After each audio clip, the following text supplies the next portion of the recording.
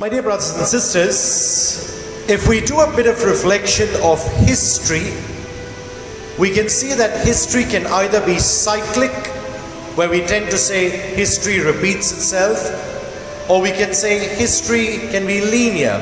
It only looks forward, it doesn't look back at what has happened in the past.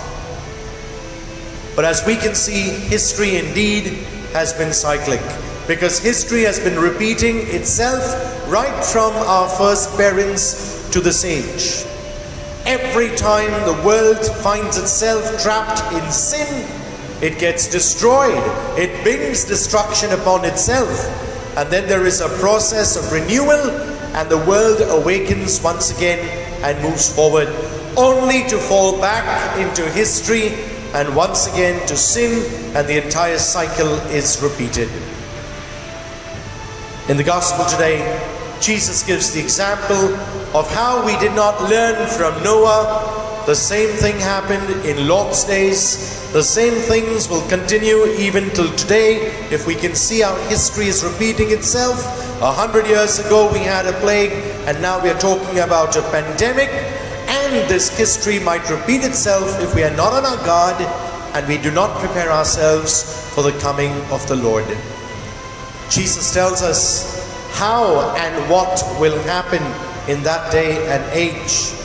I hope we are the ones on the better side of the fence and find ourselves in right relationship with God, with those around us, and with ourselves. I do hope the judgment we bring on ourselves will be a positive judgment, where we will indeed have inherited entry into God's kingdom.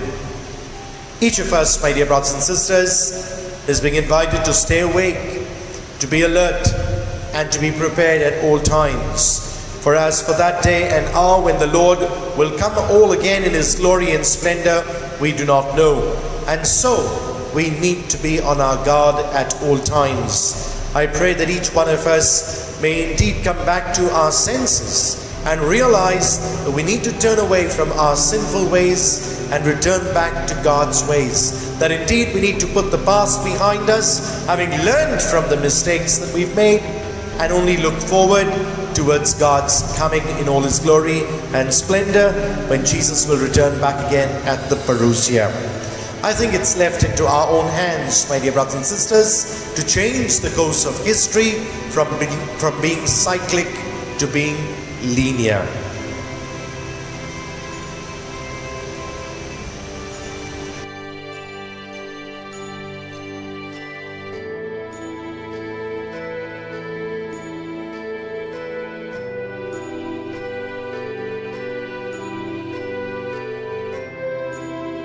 God bless, and do have a Jesus-filled day.